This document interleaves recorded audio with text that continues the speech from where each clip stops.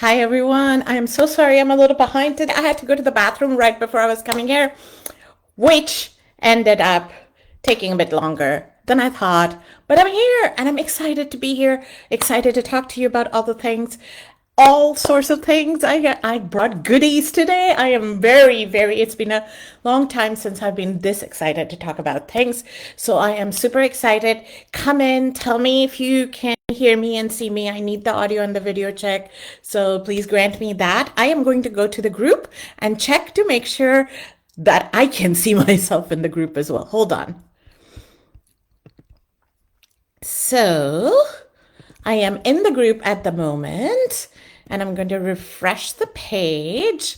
And when I refresh the page, do I see me? Do I see me? Do I see me? Do I see me? Yes, I see me.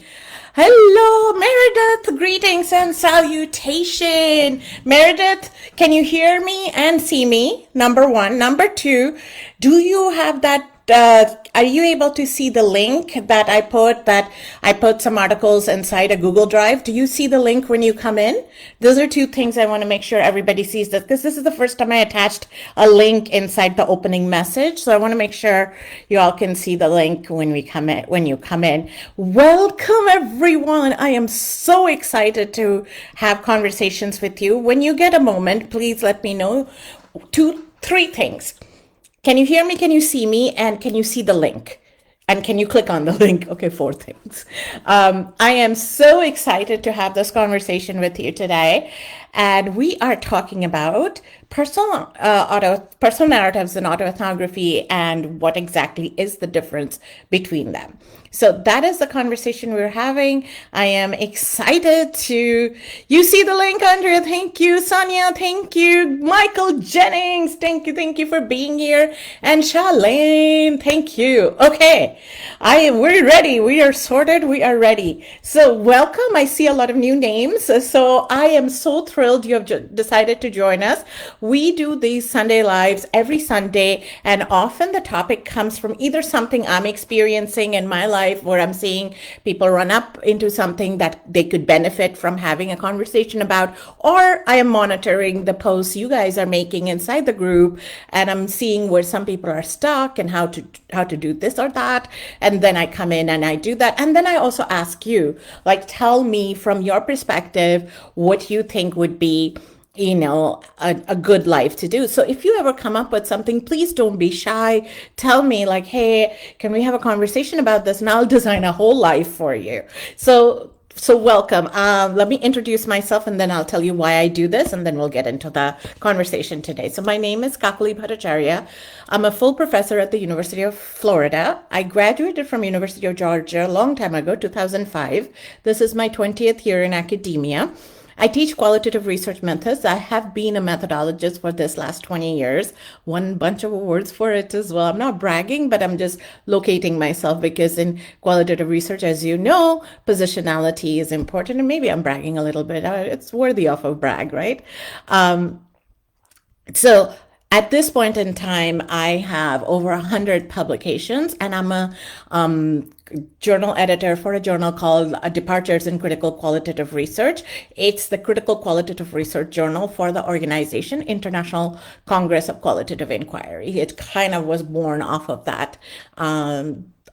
Because we didn't have a space for just critical qual research where the researchers took a departure meaning departure from traditional research methods. So we had people that were working from different marginalized positions, intersectional positions, and when they wanted to write in a different way, when they didn't want to move traditionally, they were having a hard time figuring out where can they publish, right? So this became the home for them. And I have been an editor for it for the first 3 years. And then they said like they would like to extend my contract. So we're now again have another 3 years. And 6 years is a really decent time to shape the field and to say like these things are important too. So I've been very fortunate to publish very good pieces. And I invite all of you to publish in the journal if it's appropriate and if you're taking departures. If you're doing traditional qual work, then it won't be a fit. But if you're doing something that's not traditional, it's definitely a fit. Okay, so having said that, let's talk about why am I doing this right now? What is the reason why I'm doing? Oh, before I do this, logistics. This is super interactive. Our conversations are super interactive. Please don't wait till the end to ask me a question. I don't have an end where I ask you to ask me a question. I want you to ask me a question anytime you want to ask me a question. It's really interesting because I've now figured out why I do this. Like I just tell you, like ask me the question anytime. Earlier this week, I already knew I had ADHD. I knew that part, right? I had ADHD and some other things. But this last week, I got diagnosed with autism and I'm on the spectrum. And I'm like, there's some like classification things I need to get sorted with, but it makes sense. Like I want you to ask me the questions. I want you to like, because I want to make sure that if my mind drifts away and I didn't answer your question or didn't get where I needed to go with you, then when you ask me a question, I can retrace and lock back into you. So please ask me a question at any time. Don't wait till the end. You will not distract me. I distract me plenty myself, and I would love for you to get your answer. And then if I don't finish everything that I plan to tell you today, I'll tell you next time. There is no fear of missing out. There is no FOMO. I want to be doing this in a very meaningful way. And then the last part of this introduction, why am I doing this? Why do I do this? So what I found after becoming full, I found like I wanted more enrichment, and one of the things because people don't mentor professors who are full professors, you're kind of like done, but we need mentoring too. We need growing too, right? So I started thinking like what would be really fulfilling and enriching. And that's when this sort of group and mentoring idea came about. And I thought to myself, like I would have given anything when I was a graduate student to have access to a senior scholar, to be able to ask questions, to be able to have, like if I have questions, to have thoughtful answers to that. And I would have given anything to that. So that's what I'm doing here, is to create that access. And in some ways I'm responding back to a former version of myself, right? What I would have needed then. The second part of this is I also have a paid mentoring program, and I also offer workshops and other things, paid workshops and other things in between as well. When those things come up, I also share them here as well. You're not obligated to enroll in any of it, but if you think it speaks to you, then at least you have a sense of me, so you would go do this.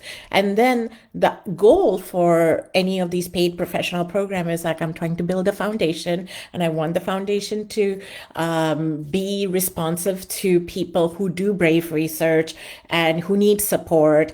And because the current funding climate has taken away all sorts of equity, inclusive type agenda, I want to create something where people can have funding for doing that work too, or have funding for their school or their research or anything, that often those opportunities are not given to people that are underrepresented from various communities. So I wanted to have that. I don't have children, so this is the work I'm doing, to leave this behind as an opportunity resource for people. So now you know my why, my full why, because the people who are regulars, they come here, they know this, but I have a lot of new people today. So regulars, I apologize for repeating myself, but we kind of have to ground the other people in. Okay, those of you who just came in, there in the beginning of the intro, there is a Google Drive, and in the Google Drive, there are 3 articles there that are my personal articles. One is a personal narrative, and the other 2 are autoethnography. Because we're going to talk about the difference between personal narrative and autoethnography, I wanted to give you a sense of both of these articles, because then that way, not probably today because you're listening to me, but when you go back, you can read the 2 of them. You can analyze the 2 of them. They are published, I think, in the same journal as well. So I want to make sure you understand that personal narrative is not hierarchically better than autoethnography. They're just 2 different genres, and they can be published, and you are okay to write them. You just have to know the difference so you're not conflating them. When you conflate the 2, what ends up happening is you will get desk rejected. And that is what I have been having to do, and it has been very, very painful to desk reject people because they have conflated things, and they might not have had good training and mentoring, because who gives training on autoethnography, right? Most schools barely make you take 2 or 3 graduate level qualitative research classes and that's generous. Usually it's one and then figure it out yourself, So autoethnography is so specialized that you probably don't have a lot of classes in there unless your professor is an autoethnographer. Then you do. Then it's cool. So I would like to share all the things that I know, so that if you need to understand the differences and to avoid these sorts of death rejections, then this is a really good place to be. I will occasionally go over to the Facebook page, because right now I'm in the recording page, so I'll occasionally go over to the group page to look at your questions so that I can answer your questions as they come up. So that's what I'm going to do right now. Hey Carla, what is the name of the journal again? Departures in Critical Qualitative Research. Hi Shalin. Hello Terrence. No worries, you're fine. You're fine. Okay, all right. Excellent. Okay, so let's talk about why this matters now. So as you know, I am the editor of Departures in Critical Qualitative Research, and I need to be very honest with you. Every week I receive submissions, and they claim, so the editorial team meets every Thursday morning and we look at everything. So in every week we receive submission, and many claim to be autoethnography. And every week, because we meet at 9 o'clock, I don't have breakfast before we meet because it's too early. I literally reject articles before breakfast, and that is the thing I say. And I feel bad because behind these articles are fellow human beings with flesh and blood, with their humanity, and they worked hard to put something together. And this rejection is going to make them think some type of way about who they are as a scholar, as a writer. And I hate that I am the agent of that, but I have to hold a level of integrity for the journal, and then that's when I become the villain in people's lives, and I don't want to be the villain in people's lives. So this is my way of neutralizing some of the ways I felt so bad rejecting, but I had to, because it didn't fit what they said they were doing. But because they were calling personal narratives autoethnography, the problem isn't gatekeeping. It's about genre integrity and disciplinary standards. So autoethnography has specific methodological commitments. Personal narrative is different, but both are legitimate genres, but they're not the same thing. And the confusion is leading to this heartbreaking death rejection. I'll say, including somebody from this group submitted, and I had to reject it. And then they came here and talked shit about me, and I don't even shade them for that. I get that rejections hurt. It hurts. I mean, the pain of rejection and abandonment is a global archetype of pain and a pattern of pain across multiple cultures and communities. So of course it's going to hurt. So I don't shade them for shading me, but my antidote to that is this life, So people think, here's where the confusion is. People think if they write about their personal experience, it's automatically autoethnography. It is not. Class is starting to gather around. I will teach you what is autoethnography and what is not. There are clear markers that distinguish these genres, and when scholars conflate them, they set themselves up for rejection that could have been avoided. So you will see this from our journal, Departures in Critical Qualitative Research. And then there is another journal, Journal of Autoethnography, and they tend to reject a lot of those, same personal narratives written as claimed as autoethnography too. So it's very heartbreaking. Okay. So, what we're going to do today, I'm breaking down the distinctions between personal narrative and autoethnography so you can understand what makes autoethnography methodologically distinct, common mistakes that lead to death rejection, identify what genre you're actually writing with, and then you can make informed choices how to frame and publish your work. So, now, I told you there might be sometimes I might talk about things I do for payment. So if you want support, I want to tell you, like early on when I started my mentoring program, and it's a very close, very high touch, hands-on mentoring program. I had somebody in counselor education, a Black woman. Her name is Rima Payne, Dr. Rima Payne now. And she came and she wanted to do an autoethnography from Black feminist thought perspective. And she was having a lot of trouble with her committee members. So we worked together, and she obviously finished the dissertation, got a job, and is doing really, really well right now. You'll see her name often for testimonials that I use for my services. Archana, you might have seen that She just got a book contract as well for her autoethnography with Routledge. So I help folk. I can help you figure a lot of things out. So if you want, I will put a link later on. It is a mentoring program I have called Strength to Strength Mentoring Program. It's where I will work with you and I will help you develop your methodological clarity and help you build publishable scholarship, give you feedback on your writing. More on that later. I will talk about that. But I want to move into the first chunk of what I want. I have three chunks. Chunk one is the foundational distinction. So I'm going to move on to that now. But if you have questions about anything I just said, just pop it in chat and I'll come in and respond. So let me start with some core definitions. This matters because this is not arbitrary. Because I'm obviously reading these pieces with certain indicators in mind. So I want to share with you what are those indicators I'm looking for right here. So autoethnography carries a different type of methodological commitment than personal narratives will carry, and that's why this matters. Okay, so let's start with autoethnography. I'm going to quickly see the... Hello, Amanda Morales. Good evening, my love. Okay, so let's start with autoethnography and the definition of autoethnography. Ethnography is the study of culture. Autoethnography is the study of self within a specific cultural landscape. So notice the second part, within the specific cultural landscape. And that cultural landscape doesn't have to be like an ethnic culture. It can be like an academic culture, publication culture, group culture, family culture, tailgate culture, so culture is not like people that look different than you, So basically the second part within this cultural landscape, autoethnography is the study of self within this cultural landscape. That part is not optional, it's definitional. If you're just writing about yourself without analyzing how the culture of the landscape in which your experience is happening, how it shapes things, how social structures position you, and how your experience now positions and frames sociocultural structures, discourses, policies, culture, whatever, then you're not doing autoethnography. Also, sometimes people will also look at how power operates through your story. So all of those things. If you're not doing this iterative, like how culture shapes you and how this is going to shape culture, you're not doing autoethnography. So personal narrative, the difference, personal narrative.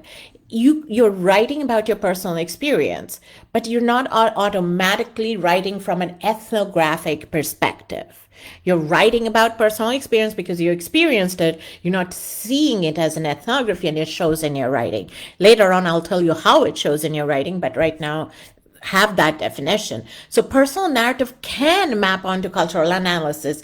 It can also do that work, but it's not required to do that work. Whereas in autoethnography is definitional, so it is required to do that work. And that's the first major distinction. I'm going to pause and see if you have questions so I can go answer the questions. When you reject, do you give the reason for the rejection? Nabila, we have a very high volume of papers, so we don't have time to in detail give the reason. We usually have 1 or 2 lines to frame the reason, but if anybody wants a much more detailed reason, they can come and have write an email to us, and then we can give them a little bit more detailed reason. But it's not possible for from the editorial perspective to offer detailed reason for everybody whose articles we reject. I think DCQR have a 33% acceptance rate. Last time I kind of did the stats. So because of that, as you can imagine, if it's 33%, then 66% are rejected. Most are over half of the pieces that we're rejecting. It's just, I only have one managing editor. That's all I have. So we just don't have the staff to write out long reasons for rejection. So no, we don't do it because we're not resourced well to do it, but we will do it. So just to give you the background behind the scenes space for how money works in autoethnography. How money works in publication. So University of California Press publishes Departures in Critical Qualitative Research. They have an honorarium of $5,000 they're supposed to give to me. They give me the honorarium of $5,000. However, that by no means captures the amount of labor and time and care I take in doing the editorial work. What I do is I give that money to my managing editor who's actually doing the administrative work, where they are, sending things out for review, they're monitoring the review, they are bringing me, like, once reviews are done, then we're discussing who to accept, who not to accept, and they're sending the letters back. Then they are also compiling each issue with table of contents and everything else. They're doing the actual labor, and I'm doing the thinking, strategizing, collaborating. So I just give them the entire money, and that's all I get. So severely under-resourced is what I am trying to explain here. And because of that, I have to make sure I'm not adding more labor onto this person who's already doing way more. Every time we have an issue, poor guy gets $1,000 from me, and they're doing more than $1,000 worth of work. In a year, Nabila, in a year, full year, 12 months. 12 months. 12 months. Now you do the math. What does that mean when we meet for 2.5 hours every week and we're reading articles and we're giving feedback and all of these things? Imagine now, like, the time and that. Hi, Rhonda. Welcome. All right. So now you know. Okay. Keep asking questions. I'll come and check and answer the questions. Okay. Now, let's move on to the methodological commitments of autoethnography. Here's what sometimes people miss. Autoethnography, because it's ethnography of some kind, it uses ethnographic research methods. What does that mean?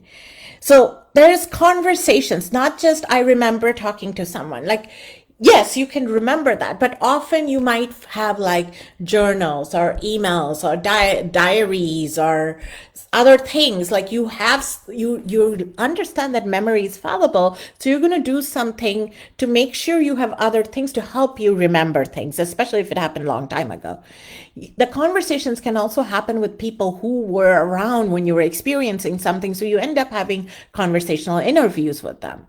So that becomes ethnographic when you start having interviews with people. There's documents, letters, emails, journals, artifacts, pictures, videos. They're all sort of put together and collated and collected as data. If you had some observations, like whether you did the observations by telling somebody something, whether you did some observations because you have a recording of it, because it was a cultural event and you recorded it. You didn't do it for the purpose of the study, but you recorded it. Or if it's happening contemporaneously and you decide to record it, then it becomes observation and field notes as well. You are conducting research, so you have a specific research question, theoretical framing, ways of collecting data, ways of analyzing data, and ways of representing data. All of this is part of an ethnography. And so when you're doing autoethnography, it's the experience of self within a cultural context. So you have an ethnographic framing. When you're analyzing the data, you're having an ethnographic framing. So there is cultural interpretation, not just reflection. And that's very important. There's a theoretical framing, whether it's cultural, sociological, sociocultural, feminist, critical race, queer, postcolonial, decolonial, whatever framework. There's got to be a framework that guided the whole thing. And then you map the personal onto larger sociocultural lens. You're making arguments about justice issues or cultural discourses or policies or power structures or systemic patterns. You're doing all of that. The personal narrative submissions I've been getting at DCQR, they read more like confession as analysis. They're just like, this happened to me, then this happened to me, I felt bad about it. And that is what they read like. On the other hand, autoethnography does the descriptive work, the analysis work simultaneously without even a separate analysis section. The rawness is processed through creative writing. So what happens, and I'm going to break it down a little bit, what happens in autoethnography is theory, methodology, analysis, art, they're all integrated in the writing itself, whereas personal narrative doesn't always do that work. Now, if personal narrative did all of that work, it would then become autoethnography. Then there is no distinction. So now let me tell you, in autoethnography, you're writing a narrative, but you're also making theoretical moves, methodological moves, and analytical moves. You're just not poking people in the eyes to say, I just did a theory move. Did you just see that? I just did an analysis move. Did you just see that? It's seamlessly integrated so the reader can create entry point to figure out what they need to figure out. And everybody's going to have obviously different ways of reading and coming into that, your narrative, of course, So the key point to understand is an autoethnography is integrated with all of this. It's integrated with theory. It's integrated with analysis. It's integrated with rich, thick, descriptive, immersive writing, and it's integrated with, certain ways of interrogating something so that you can make broader sociocultural arguments at the end of this as well.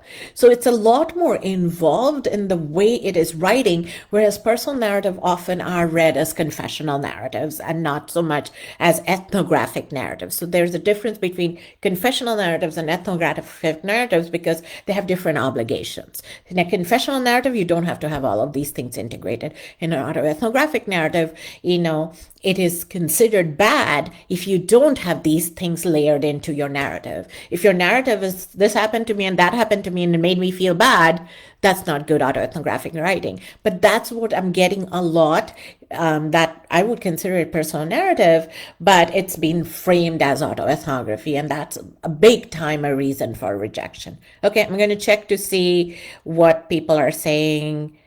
That's unfair. I know, of course, Nabila. But yeah, I get nothing. Only Brandon gets all the money. I'm doing everything free. I'm doing the editing work for free, and now talking to you about how to be successful for free, because I just want to be able to uncover the hidden curriculum and demystify it, because I would have given anything when I was a junior scholar for somebody to demystify these hidden curriculum, and my dissertation was to demystify the hidden curriculum. So I'm doing what I started to do, but I'm enacting it in action so that my research, my talk, and my walk match.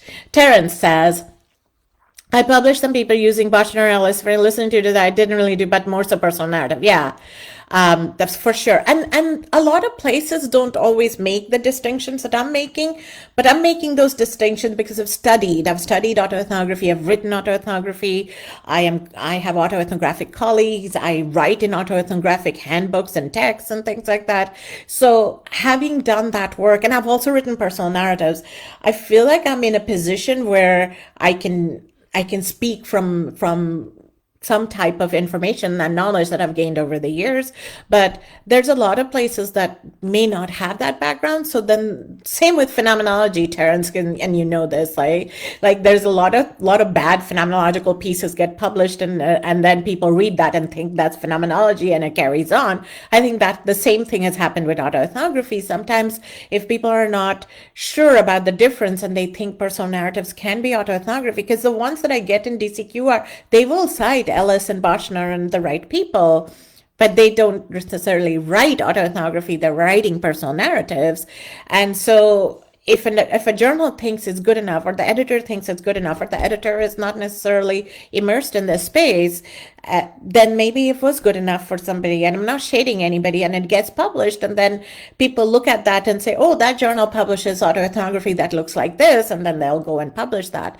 And then that creates that misunderstanding as to like why this is not autoethnography and more like a personal narrative. So it happens in different types of research. So it's always good to sort of like go to the sources, read more autoethnographies to have a sense of like, where are you versus where their genre is. It's very important to do that work. Okay, so now let's talk a little bit more about an example, so an example would be for a personal narrative. An example would be,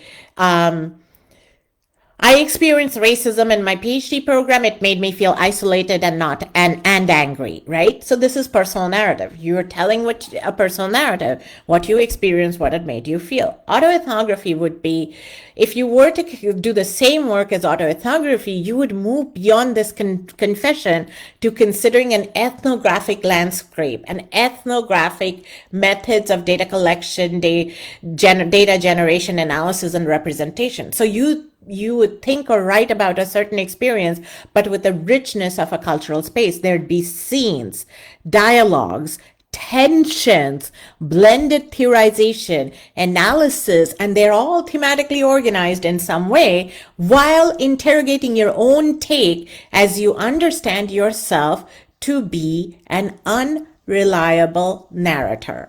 Now, let me give you the reason why I'm saying unreliable narrator, because then you're saying, what, am I lying? No, you're not lying, but you're recalling experience, maybe some that happened recently, some that happened many years ago, and you're recalling experience. You understand all of this is getting filtered through your sensibility, through your worldview, through things that can be super messy. So when you are reflecting, writing, analyzing, theorizing about very messy things, that means there's going to be tension.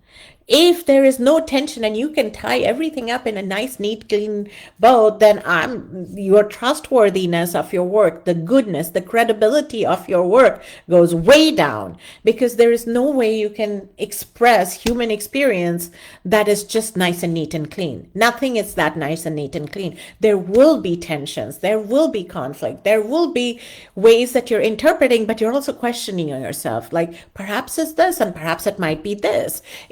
When you write like that, that means that you are a thoughtful writer. You know that there is a way to see it, that you see it this way, but you're also interrogating yourself because you understand that you are the instrument of inquiry. It is through your filtering that you are producing a narrative. You need to question and scrutinize your filtering. That comes out as a term that is used in literature called unreliable narrator. So an unreliable narrator means like you present things and you in qualitative writing, you present things, but you might want to interrogate what you present. So unreliable narrator comes like, as a narrator, people should just trust you. But you're saying, no, I'm not going to claim that every last thing I said is exactly what it is. You're not fixing the truth to everything you're saying. You're saying, I've come to this narrative, I'm writing this narrative, but I'm also questioning myself while I'm writing this narrative, not to say that I'm lying, but to consider things from multiple different perspectives and to show you that the intersectionality of multiple different structural issues or policy issues or whatever other else issues that are intersected, and when they intersect it becomes messy, and I'm also a person that lives in those messy intersections, so then my messy meets this messy and we create narratives that can be messy, and therefore I position myself as not somebody who's just saying everything as, trust me bro, I said it, therefore it is. I am moving like a thoughtful researcher. Does that make sense? I want to pause here and just make sure that it makes sense. Where we place the theorization? Good question, Maureen. Okay, so Terrence is writing that. Can you give me a lived experience? Yes, Carla Gunning, Miss Carla Gunning. Let me tell you, I have and will give you an experience of personal narrative and autoethnography in a few minutes. And I will do it from my published article. So I got you. I got you. All right, Michael, does anyone have experience with scholarly personal narrative as defined, created by Robert Ness, seems to occupy space between personal narrative and autoethnography? Yes. And you can do, and I'll present an article that I've written as personal narrative. So if you want, you can kind of blend Robert Nash's work with my work and see where you're at. Okay, Meredith said it does make sense. Maureen, the theorization can be done in different ways. You can have the theorization built into your writing and it's just there. Or between narratives that you're writing, you can have like a liminal space and you can do some theorization between one narrative you presented and the one that you're going to present later. So you can have it that way. You can also do it as a structural way, which is what Archana is doing, which is I suggested to her. She's using South Asian diasporic autoethnography, and I asked asked her to use the structure of a temple being, a way for her to hold like the narrative writing voice, and then the outside of the temple to be the theorization voice, the public facing voice. So you can use like a figuration and place the theorization like that, or if you want to, you can use it between narratives that you're writing. So the example that I have given, like the two examples, you'll see how I have done that. So you can like borrow from that if that inspires you. Does that sound good? Okay. All right. Next up. So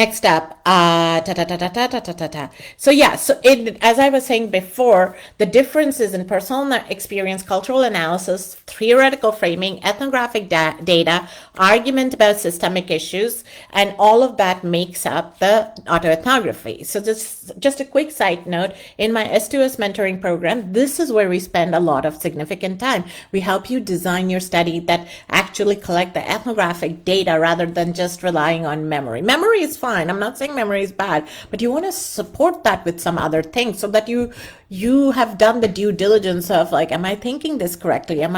Is this memory? Is this not? And if you have nothing to support it with, then you want to be very tentative in your writing, because that methodological rigor is what separates from these genres. Okay, now Miss Carla Gunning, let's give you some examples. You wanted examples. I will give you examples. Amanda says, thank you. So the theoretical framework used to analyze is the autoethnographic framework or the theoretical framework to guide the study. Both. The theoretical framework cannot be separate from the autoethnography that you're writing.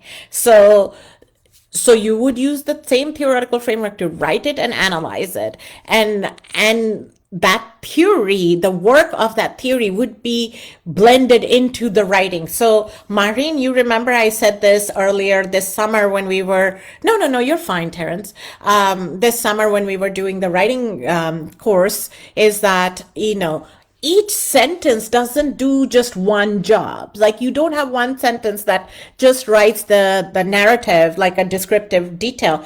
One sentence is often doing 2 or 3 jobs. It's writing the descriptive narrative, it's demonstrating a theoretical framing, and it is potentially providing an analytical insight. It can do many things. A sentence would be layered, multi-layered. All sentences are usually multi-layered. Now let me give you some examples because I want to give you examples. Okay, so this is the beginning of 2 articles that I'm going to do. The first one I'm going to do as a personal narrative article, right? So in the personal narrative article, let me read one portion to you. This is a personal narrative article. I have seen colleagues who belong to some underrepresented group build walls around themselves, understandably for safety and for strategic purposes. Vulnerability can be a liability. However, these walls over the years can block creativity, authenticity, and joy, and foster deep misgivings about one's role in academia and thwart one's job satisfaction, peace, and mental health. These walls also prevent us from connecting with like-minded academic colleagues, leading to loneliness and isolation. With a decade of such experiences behind me, I've observed in myself a certain acceptance of such inequities. They have become so commonplace that it is as if a program institutionalization has begun to seep into my being, and yet I cannot shake off the stories of various colleagues of color at my own institution and across the country. Somewhere in the United States right now, a woman of color is being denied tenure because her work is too radical, too angry, too anecdotal, too driven by ethnic theories, too far from mainstream scholarship in her field, and therefore irrelevant and lacking in scholarly impact. So this is from a personal narrative piece. It's called The Vulnerable Academic. I have it in the Google Drive so you can read it. But what I'm also going to do is I'm going to paste the narrative over here, paste what I just read over here, personal narrative example, so that, if you come back to this, you can also read this part. Okay, let me see if it'll let me. Nope, it's not letting me do that. Hold on one more time. I will try this. Copy. Come back here, paste. Okay, it let me. All right. So that's the personal narrative example. Now, let me give you an example. This was the beginning of one of the vulnerable academic article. Now, let me give you an example of the beginning of another article that is an autoethnography article. I stare at the picture I have kept secured in its brown fabric-covered square photo album for over 3 decades. It is as if it needed a sacred space of its own. Fearing either I would lose the picture or its color would fade, I scanned it into my computer a decade ago. But still, I keep the album neatly tucked in the drawer of my nightstand. In the picture, my brother and I stare back at me at 11 years old and he at 7. We are sitting on a sofa in the living room of my childhood home in Kolkata, India, staring blankly at the camera as if held hostage by the lens. My brother is wearing a white striped shirt and khaki-colored half pants, known as shorts in the West. I am wearing a white dress with 2 pockets in the front and a blue-green vine of flowers flowing from the hem to the waist. My brother and I sport identical haircuts. Perhaps the barber was instructed to put a bow on our heads and cut around it. Between our shoulders, if I look closely behind the sofa, I can see my blackish red handprint on the wall. The sofa covers most of it, so only the fingertips are visible. I have looked at the scanned version of the picture 1,000 times over the last 10 years and wondered if I should Photoshop the fingertips away so the wall is completely white, matching its surroundings. But I have not whitewashed the prints. They have remained. And that is the opening of Coloring Home, which is also inside the Google Drive. Do you see the difference of the opening of both of those? Yes, that sounds like a personal narrative. Yeah. Do you see the difference? Please tell me what you see the difference. I want you to identify off the top of your head what stood out in flavoring of both of them. Talk, and I am going to take a sip, type a few things as what stood out, and I'm going to take a sip, and then I'm going to go to the other things. Look, I'm matching today. My tank top matches my water bottle. Okay, while you're writing, I'm going to talk to you about the differences as well. So on the first one, you see, I'm explaining things to you. I'm telling you what I've seen. I'm telling you like an overview of something. I'm telling you I'm not telling you a specific thing, but I'm telling you a pattern of a specific thing. I'm using some personal, experience to say that, academia can be super isolating. I'm doing that. Whereas in the Coloring Home piece, I am absolutely bringing you to the moment when I'm staring the picture. You look at it, you understand it, you understand the context in which this picture is there. And if you notice closely, there are other things that's happening. I am saying, but I have not whitewashed the prints.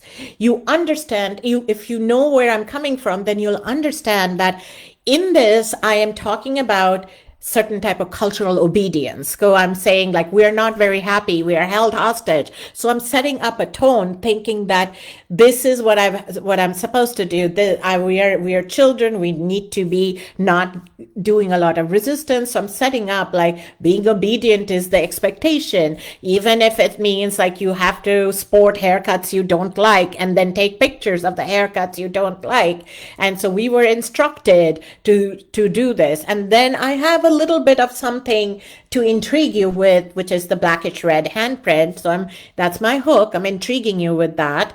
And then I am talking about something at the end, but I have not whitewashed the prints. They have remained. And the reason I'm doing that is because later on, I'm going to talk about, what is it like as a brown woman living in multiple different nations and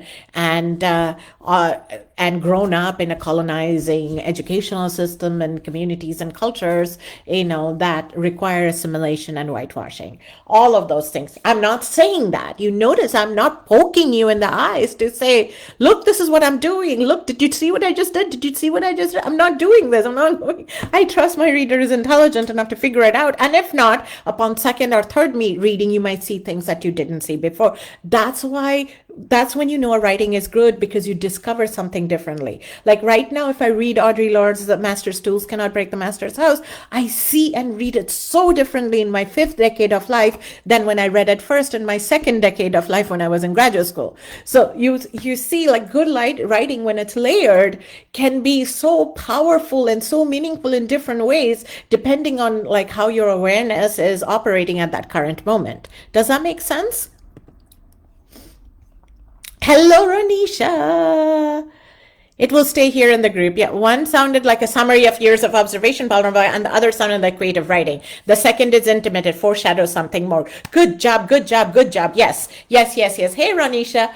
Yes. So when you do those summary of writing and observation, and you're talking that way, Nabila, that's called showing. And when I'm like literally telling you about the picture, that's called telling. And when I'm literally telling you about the picture and everything, that's showing. So autoethnography and ethnography borrow a lot from creative writing to do this. So yes, you're right. It does sound like creative writing, and it is required to sound like creative writing, because you want to use the tools of creative writing to bring people to what we call an ethnographic present. You want people to be in the way you were located in a present moment, or in a moment, and you want to make that moment a present moment and invite the readers in. Something more. Yeah. That was very helpful. There was personal connection to the picture. I have more, Miss Carla Gunning. I have more. Wait till I show you more. I have more. Okay. All right. Let's get going. Now, the writing style distraction. Personal narrative often reads like chronological exposition. This happened, then that happened, then this happened. In my case, I did a big summary of that. Summary and paraphrase. So here's an example. I went to the meeting. People said things that hurt me. I left feeling bad. Now, that's more like it's telling. It's telling you that, but it's not showing. It's not showing what the people said. It's not showing how you arrived at the feeling of feeling bad. Sometimes it can also feel like it's a blog style, it's written into a blog style writing, and and that's why it reads like that as well. Okay, I lost a little bit of my place in my own outline, so give me a moment. Let me find that. Okay. Let me find over here. So the writing style description in personal narrative is often like more telling than showing, whereas in autoethnography, it will read like full scenes with setup, background, sensory detail, immersive moment, ethnographic present tense that brings the reader into the moment, because you knew, you were as if you were looking through my eyes at that picture. More showing than telling. It reads like memoir or literary nonfiction, but with ethnographic rigor and theoretical grounding. You are in the experience with the writer, not hearing about it from a distance. And that's the difference. The crucial point is that autoethnography writes scenes that came from ethnographic data collection. You're not remembering a conversation and paraphrasing it. You have some type of notes or documentation, or your mom and you had a conversation and she verified some of these experiences. You have something that you're coming from. You're constructing these scenes from some type of data. And if it is just memory, then you're challenging yourself. You're writing tentatively. But pretty much all autoethnographers do data collection in some manner. Letters, journals, emails, conversational interviews, something or other. Now, here's the nuance. Personal narrative can do everything an autoethnography does. It can write full scenes, it can use ethnographic present tense, it can map into cultural analysis, and it can engage theory. And if it does all that well, then it is autoethnography. The genre distinction will collapse at that point. The distinction matters when personal narrative is not doing that work. When I receive submissions that are expository accounts of personal experience, without ethnographic data sources, without cultural theoretical framing, without scenes that immerse the reader, without interrogation of the writer's assumption, then it becomes personal narrative, and it's legitimate. But then don't call it autoethnography, because then I'm going to read it like, is this a rigorous autoethnography? So tell me if that made sense. I'm gonna see if that made sense, and then we're gonna move into common mistakes that lead to desk rejection. Dude, I haven't even gotten through the whole thing. Please repeat the key. I am going to post the key difference. I haven't even read the whole thing. Let me give you the next. Let me give you the text of it. Okay. This is the text in my notes, Terrence. So I'm going to give you the text of it.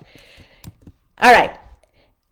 I might go a little over today. If you can stick around, like maybe like half an hour after 7, I want to share a little bit more. So if you can stick around, I'll appreciate it. If not, the recording will be here and you can come back to it. Because I really want to, I barely even got into it and it's so juicy. I want to keep talking about it. Okay. So common mistakes that lead to desk rejection. All right. Mistake number 1. Writing from grievance and not research inquiry. So that's a mistake number 1. So let me put the mistake number 1, writing from grievance and not inquiry. So what this looks like, this bad thing happened to me. I felt terrible about it. So I'm writing about it to process my feelings and tell people what happened. Now, this is a legitimate human response to harm, but it's not framed with research. What autoethnography requires is detailing everything as an ethnography, where you are the participant and the researcher, and you're making the reader aware of the difference in voice. So this is called a double-headed narrative. In ethnography, you write up your findings using cultural themes. In autoethnography, you write within a cultural theme using, analyzing, and interrogating your experiences. That is the difference. The shift is from complaint to inquiry, from grievance to analysis, from venting to scholarly examination. This does not mean that you cannot write about harm. You absolutely can and you should, but you are writing as a researcher examining the harm, not just as a person venting about it. That is the distinction. Now I'm going to give you another example because Miss Carla Gunning, I love you. I got to give you another example. All right, here we go. Again, I am reading from the vulnerable narrative one, and the vulnerable narrative is the potential, the personal narratives. I argued that this is a personal narrative, okay? So let me give you an example of that. And this is actually a real example, and I'm going to cut and paste it over in chat so that you can also read along while I'm reading this, because I can't really share screen like I would normally do in Zoom. So here is from my article. Okay, so it says it's a small personal narrative, and it says, people really said that? I'm collecting my data for my dissertation in August 2004. The participants, Nirada and Amini, are 2 graduate students from India who are both in their first year in the United States. They tell me about experiences that stand out to them as odd, like how the secretary in Nirada's department asked if she rode an elephant home from airport in India, or how Yamini's peers asked if she would cook curry for them at the next department potluck, or how people compliment them on their English proficiency after being in the country for less than a year, or how Nirada's department secretary refused to believe that the clothes she wore were purchased in India. They were too fashionable, the secretary said, and must have come from the local mall. I draft a chapter with my findings and share it with my advisor, a progressive white feminist academic. She's in disbelief, genuinely surprised. She asks, people really said that? I nod. Yes, this is a regular part of our experience. Other international students from India spoke about similar experiences. I documented it during some participant observation. Show me, she insists. I do not think she distrusts me. I think she's simply unable to grasp the pervasiveness of such microaggressive actions in the lives of people of color. I show her my binder of raw data, a practice she encouraged. She flips through the pages, reads, and says nothing. She allows me to keep the narratives in my dissertation. Now, I've used a little bit of scene. I've used a little bit of like dialogues and that, but for the most part, you will see here, I am still telling you things. There's only a little bit that I'm showing you, but broadly the opening stuff, I'm still telling you things. Now, let me tell you another scene. This is from Coloring Home. And so I'm going to try to cut and paste this, and you will see the difference. You will see the distinct difference over here. Copy, and I'm going to come to you over here. Come to you over here and do this. Okay, so now I'm going to read from this. And so this one says, This is an autoethnography, perhaps the most vulnerable one I've written.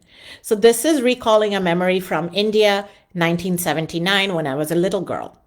One day, Baba, means my father, returned from a work trip and sat down in his chair in the living room. Mamuni, which is my nickname, he called.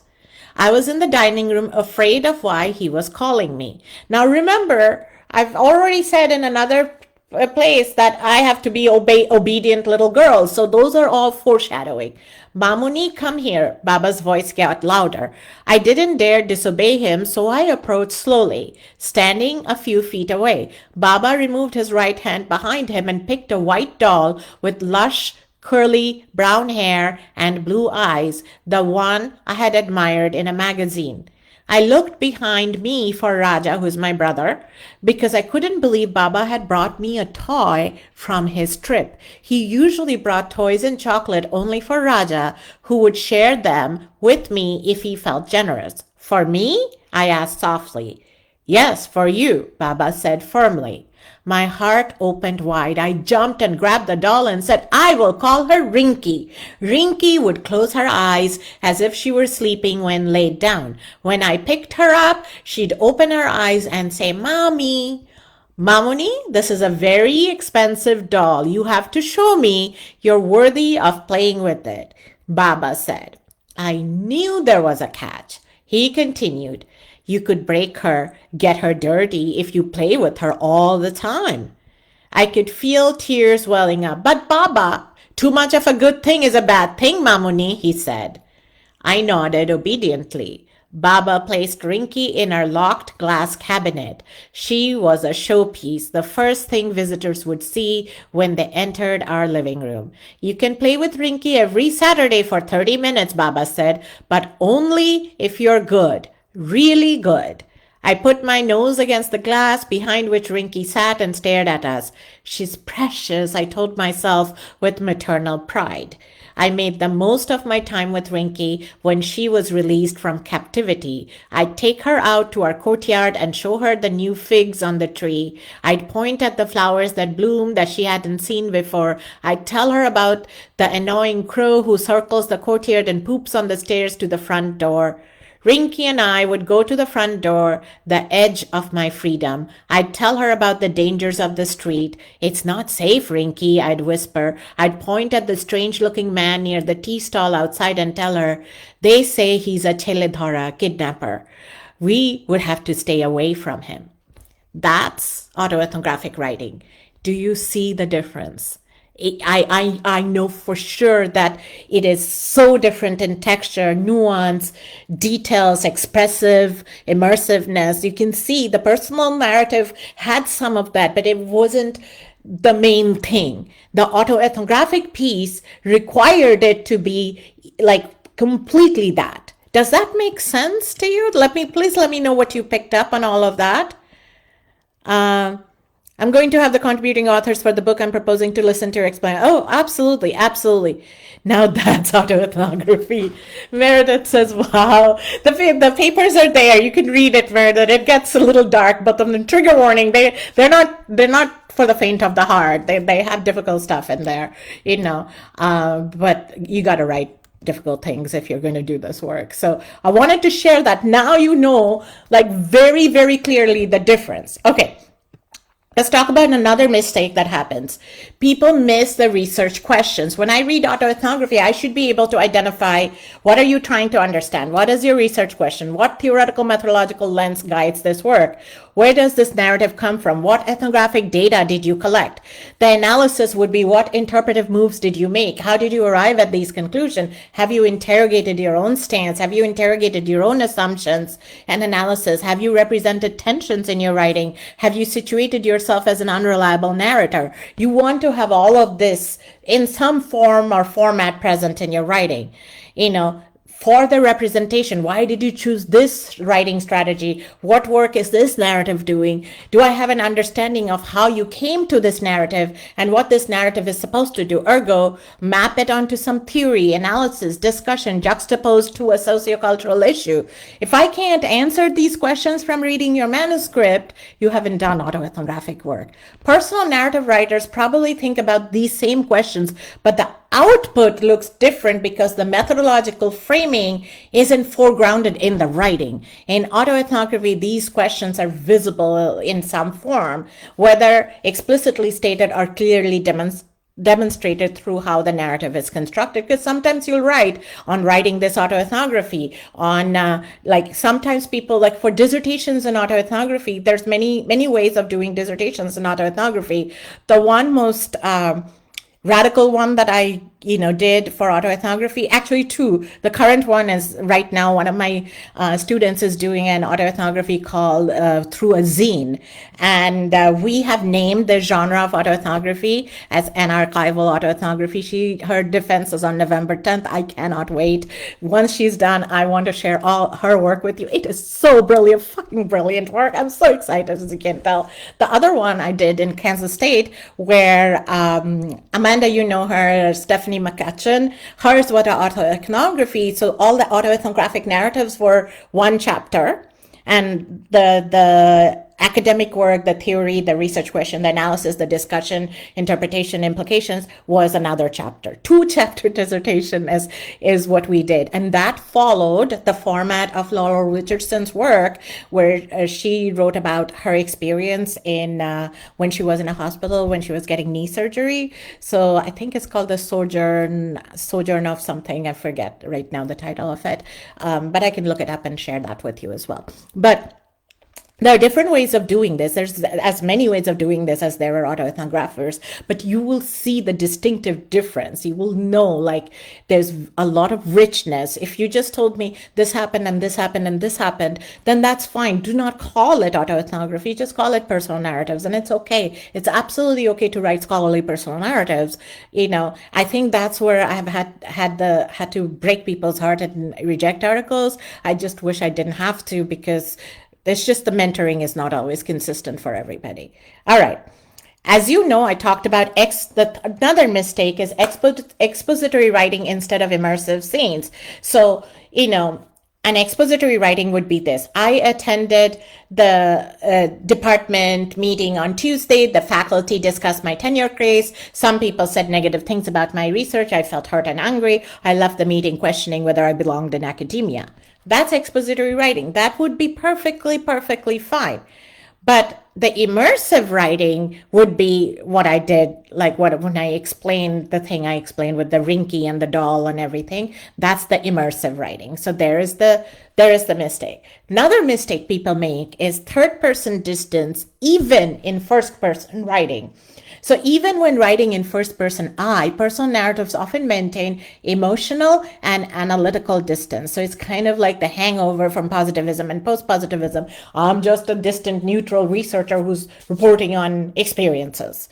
I went to the meeting, I heard what they said, I felt bad about it afterwards. This is you observing yourself from the outside. The reader cannot access your interior experience or your analytical process as it unfolds. On the other hand, when I read the Rinky story, you can understand my inner monologue. I'm telling you my inner analysis. I'm telling you I want to play with Rinky. I'm telling you the captivity that I and Rinky experienced. Rinky objectified as a white doll, and me under the patriarchal pressure and a very difficult household to exist in. You see that juxtaposition, even though I'm not telling you, I'm not poking you in the eyes and saying, do you see that I'm doing this work? But if you read it, you know I'm doing this work because you see this. I'm describing the doll as this white doll that's showcased as this desirable, precious thing, and that I can only have limited proximity to it. And then I take it, and I too, both of us go to the edge of our freedom.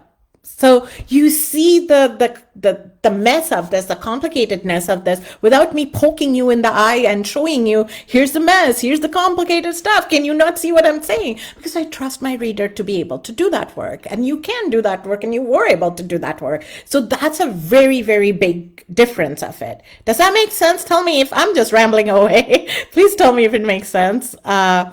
Andrea says, the two autoethnography shared in the Google Drive don't have methodology section. Thank you, Andrea. You're asking such amazing questions. There seems to be a bit of a section at the end that tells a bit about the autoethnography. Do you ever see autoethnography that includes a lead-up intro that gives some details about the autoethnography? Not immersive, but before we see the immersive text. That's such a good question, Andrea. Yes. And there's always context in this, right? So there are different things that you want your autoethnography to do. If you're writing an autoethnography for methodological reason, then yes, you would see a lot of those processes detailed out. If you're writing an autoethnography to talk about a subject matter, then you might not see it so much. The genre of autoethnography doesn't always require you to spell out everything if it's substantive and topical. If it's methodological and you're wanting to progress it with some type of methodological argument, then you would see that. Now, fun story, I used to write the way you're suggesting, Andrea, when I first started doing methodological work with autoethnography. I would write an intro, a lit review, design, all of those things that you would traditionally do. Then I would do the autoethnography, and then I would bookend it by saying like, oh, and this is this is what this autoethnography did. This is why it's research. This is why it's significant. And I would do that. As I started publishing in Qualitative Inquiry, which is the top journal in our field, one time a reviewer said, why do you keep trying to convince people who won't be convinced of this? Who are you talking to who needs all this explanation? We have enough already on autoethnography. You don't have to write all the things that we all know. Why don't you talk to people who already know this and forward the conversation instead of having the same explanation over and over and over again? There's plenty of literature review on autoethnography. Why are you repeating that, right? So then they gave me a revise and resubmit, and Norm said, you need to start with the narrative to open the paper. And so I started with the narrative to open the paper. That was the picture. This is my picture. Even the personal, vulnerable academic, even that one, Norm said, open with the narrative. So I opened with the narrative. Now, at the end, the water spirits one, that was a chapter in the Handbook of Critical Autoethnography that Robin Boylorn and Mark Orbe co-edited. We negotiated words. I had 10,000 words, which went down to 6,500. Then it got increased to 7,500. So what happens when that happens is that you want the autoethnography to be so powerful, the narrative, that you treat it like a work of art. It's your craft. It's your art. The art should do all of those work. And then so that somebody reading it can find those elements inside your writing. You don't have to poke people in the eye with it if you do it well. So because my 10,000 went down to 7,500, I focused very hard on writing the best, rich, thick, descriptive, analytically, theoretically, methodologically rich autoethnography, so that I would use very little words at the end to talk about it, because I didn't have space for it. But in dissertations, the dissertations that I supervise, I do tell my students to talk about the entire thought process. What did you do? What did you collect? How did you move through point A to point B? What were your tensions? Where were you ethically locked up? How did you negotiate that? All of those stuff, I think it's important to have conversations about it. So those conversations, I make them have in the dissertation. And especially if you read any type of handbook of autoethnography, you will see a variety of things. People are talking about the theory, people are talking about the methodology, people are talking about the writing, people are talking about futures in this field, and all of those things. So it just really depends on the context and the purpose of the paper. It doesn't always have to be explicitly identified. It just has to be integrated in the writing that becomes obvious with the reader or the editor. I hope that makes sense. Does that make sense? Treated like, yeah. So it is a work of art. So if you imagine you went to a museum and you saw the artist is now standing right beside the art saying, and here I did this. Do you see this brushstroke? And over there I played with light and shadow. Do you see this? And here with the 4 impressionistic dots over here, it looks like a flower. That was my intent. Did you see this? No, they're not saying that. I'm doing the same thing. I'm writing impressionistically, and I'm hoping that you shape it the way you need to shape it from your awareness, consciousness, positionality. Okay, cool. Andrea, it made sense. Okay, absolutely cool. All right. And then the other one, 2 more mistakes that I want to share with you, and then I'll wrap it up. So one other mistake is there is no cultural or social analysis. So in personal narratives, sometimes it doesn't come with deep cultural social analysis. So the only analysis is like they bad, I good. Stories about personal experience that don't connect to larger cultural patterns. And I'm not saying that that's bad. Like sometimes I've seen people are in a lot of pain because people are experiencing a lot of shit. So they're in a lot of pain. They need an outlet. They need to describe that. It is a very sacred work. I will not put it down. But what I would do is that when that happens and people are pulling that together, they probably don't have the full spectrum of how to do this work. So that's why it's like confessional tale, venting, and then saying like this bad thing happened because this is a bad person or this person is aligned with bad structural oppression. And it just falls short of the deeper analysis that a good personal narrative can have. Again, personal narratives are not wrong or substandard or anything. It's just that it doesn't carry the same obligations of methodologically what it needs to do that autoethnography carries. And that's why it doesn't have the same stuff. Okay. So key question that an autoethnography would ask is, what social issues does this narrative reveal? Have I problematized the obvious interpretation? Have I effectively demonstrated the tensions in the narrative? Have I situated myself as an unreliable narrator? Have I troubled easy conclusions? Have I interrogated my own assumptions and complicity? Have I built adequate tension and messiness into the narrative? What am I showing about how power, culture, identity intersect? I'm going to put these questions in the chat so you will have them as well, because I know I just read them off really fast because I tend to talk fast. So I put them there so you can come back here and look at it again. So good research will have these type of tension and messiness already embedded in the narrative. And that's what a good narrative would do. So if you want to read good autoethnographic narrative, read Robin Boylorn for sure. She does an amazing, Maureen, you were asking like, where do we put the theory work? Robin is one of those very gifted writers who can build theory and analysis and experiential narrative all in one. Like she will tell you in her writing, like if you read her dissertation, then you can see the whole thing. She will tell you in that writing, like a narrative experience of her literature review. Like she's reading the literature and she's talking about the literature narratively. When I read Maya Angelou, I thought that, and when I read Alice Walker, I thought this. She's moving through, like giving you like play-by-play experience of engaging with the literature and what happened as a result of it. So she's writing the reading of the literature in a storied format even. So there's just a lot of different ways. Devika Chawla does very good autoethnography. Tony Adams, if you get a chance to read his work, it's really good. Brian Keith Alexander, he's a black man, queer black man. He writes a lot of work between like father-son relationships as well. Beautiful, beautiful human. If you want to read mine, you can read mine as well.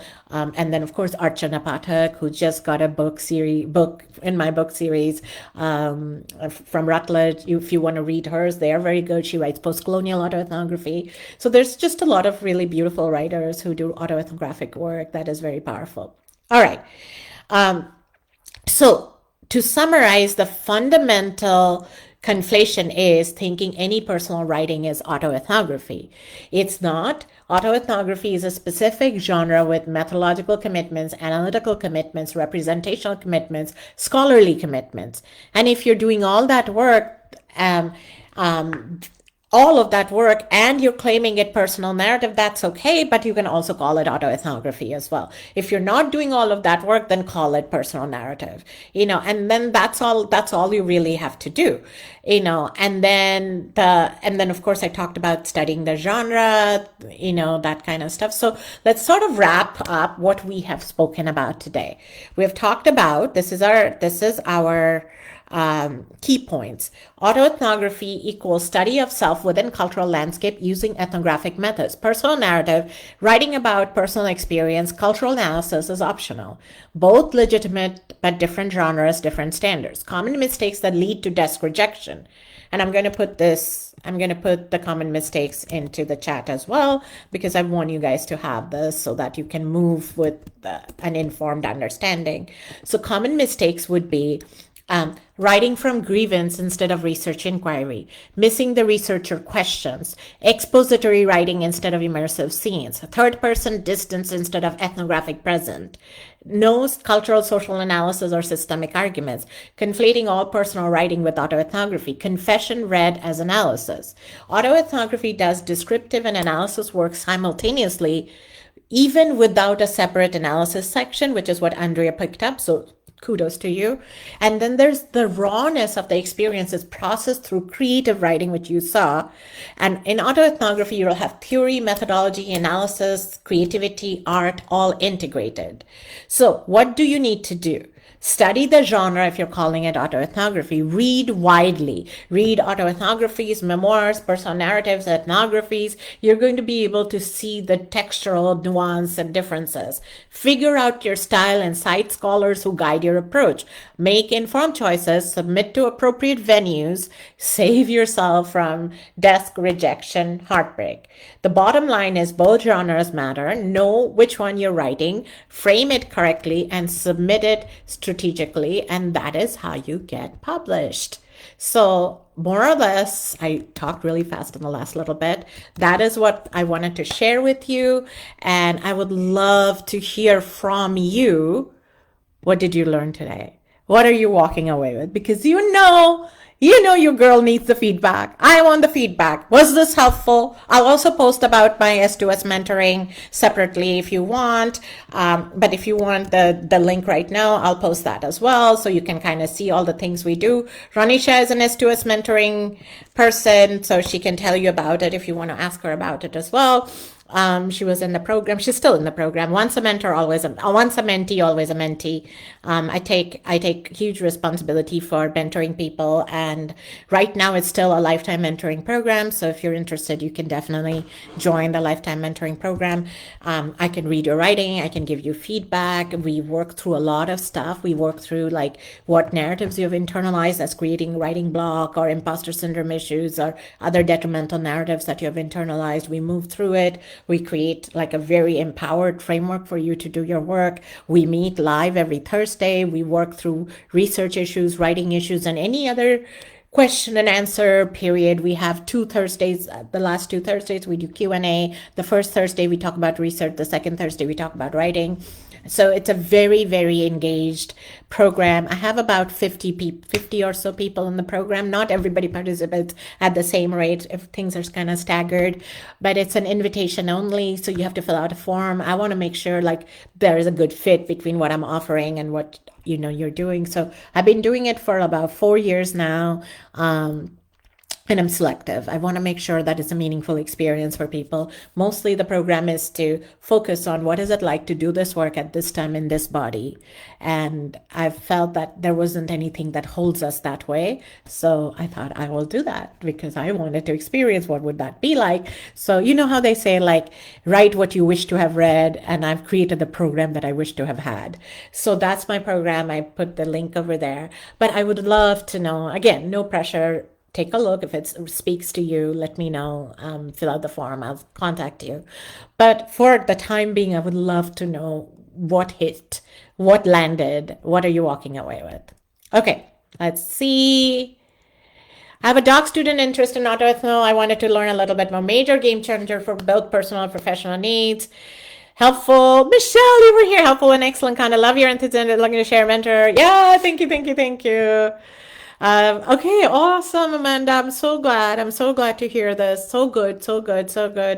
Ronnie, I saw your email. I don't have energy to talk. As you know, I give so much here. I'm animated and on this, but I'm going to crash. This is the thing I figured out about the spectrum.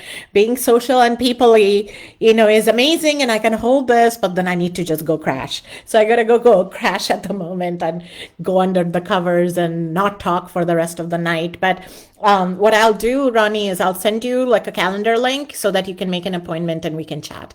Ronnie's trying to write a book. Ronisha have been like harassing her. She had a dissertation and she used the framework of black cake. So every time I see her, I'm like, I'm hungry for some black cake. Where's my black cake? Give me some black cake. So, Ronnie, I'm so excited you're moving towards writing the book. So, yeah, I'll send you a link and just make an appointment and we'll chat. All right, everyone. You overstand, yes, all of it. Really helpful. I have some graduate students who are interested in indigenous autoethnography. We're reading the literature, but I wanted to make sure I had a good sense of autoethnography too. Awesome, Andrea. Awesome, awesome, awesome. Black Cake Framework coming in 2026. I have to write an autoethnography for my final paper. And now I know what I'm doing. Yes. And read other people too, Carla. Like I only gave mine because they were like super handy today before this. So I'm like, let's give them a link. So read everybody else because I think like there's so much you can learn about like what you resonated with, what type of writing. Like the way I write is not the way Devika writes or not the way Archana writes. Everybody has their own way of coming to the narrative, and you will have your own way, Carla, as well, and that will be unique and beautiful, and it shifts people's thinking. It's vulnerable, it's raw. People know your business, but that's what you sign up for if you want to do autoethnography. But it's so powerful. Like for me, writing these autoethnographic narratives are scholarly, but also personal. I've been able to resolve issues. I've been able to release it to the world. If you're writing about painful memories, for example, there's usually like a temporal distance. I don't write about it the minute it's happening. I take time, like literal time. So this coloring home and the water spirits one, they're like stuff from 10, 15, 20 years ago, right? So I take time to think through it, to realize like I am ready to release this, ready to release the pain, ready to release the stuckness with it. I'm ready to release this, right? And so when I write it, the first or second or third draft is very emotional, vulnerable, whatever. And then from fourth and fifth draft, I start looking at it as a piece of art. And then I am no longer so personally attached. I'm like, this can be cut out. This can be this. And I'm not thinking like, oh, this is my heart and soul, my experience. But initially you're going to be all in your feelings. And then you'll start to see like, oh my God, how can I make this sharper? How can I make each sentence do 3 different types of jobs? How can I do that? So hopefully I was able to illustrate that to you today, that a sentence, something such as like, I wondered if I should whitewash them. It is already in that unreliable narrator voice. I'm thinking about it. I'm not doing it. Should I? Should I not? Automatically there is a tension. And then I am hinting at something about whitewashing. And I am also pointing towards like, if I did that, I would be disobedient from what the picture was. It is doing many different things just in one sentence. And so you want to write that way. You want to think that each sentence is not just the face value. It can be layered with theory, analysis, literature, all the things. So it takes a little time. It's one, like if I have an autoethnography to submit, I start working 6 months in advance because I want to be thoughtful and not embarrass the editor who invited me to write for them. So I take autoethnography seriously, and it's the hardest type of qualitative research, I'll tell you, because it's so vulnerable. It's super vulnerable. You don't know like if this is appropriate or not, but you're writing through it to understand what you think about it. So writing becomes a form of inquiry and analysis in autoethnography. So you don't have to necessarily say like I wrote and therefore I analyze. It becomes present in your writing as well. All right. I will stop here. Maureen. Hi, Maureen. Does anyone have great autoethnography in Spanish? Gloria Anzaldua's work, Maureen, she calls it Autohistoria Teoria. Those are very, very powerful. It's not entirely in Spanish, but a lot of it is in Spanish. I want to expand qualitative approaches in the field of computing and tech. Autoethnography will be able to speak on critical perspectives. Yes, and Terence said right now, people can write beautiful autoethnographies on AI, like use of AI as well. If you want to work together on that, I'm absolutely happy to do that work as well. Okay, All right, I'm going to take off now. Thank you, everyone. I appreciated this so much. If there's anything you need me to do as a follow-up, or maybe even a deeper dive on autoethnography, so we read something together and talk about it, like a reading circle, I'm happy to do that as well. We can create a reading circle and meet and talk about autoethnography much more closely as well. Because a lot of us didn't receive this training. We learned by doing it. So I'm absolutely happy to organize a reading circle. The other thing I wanted to tell, I was going to say goodbye, but look, I keep talking. Okay, this is the last point I'm going to talk and say. We are now like over 9,000 people in the group. It is now time to be more intentional with this group. So I'm going to try to now come to some of you, my long-term members of this group, and I'm probably going to build an executive council here. And then we're going to have like reading circles as well, because I think we can do things. We can even have events. So I would bring Kelly here to tell you about her anarchival autoethnography. There's another student, Nikki. She did tarot card as her analysis and writing. And so she used like major arcana as her theme and minor arcana as like sub themes or sub like categories. And it's so beautiful. She's an artist and illustrator. I want to show it to you. I'm recommending her dissertation for awards at the moment.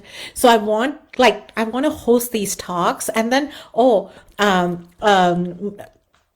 there are people who wrote like a whole special issue on photo voice, centering Black ways of knowing and doing photo voice. So I want to hold like a conversation with them for this group as well. So I need to like build like events team and reading circle teams. So I'm about to bring in like some people as executive council members for this group.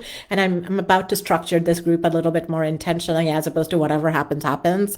It was like this for a long time, but now with 9,000 people plus, I think we have an opportunity to build something even more responsive to the group. And so I want to serve that way, and I want to invite people who feel inclined to serve that way as well. Okay, that's it for now. I love you all so much. Thank you for staying back. Have a good week. I will see you later. Thank you. Bye for now.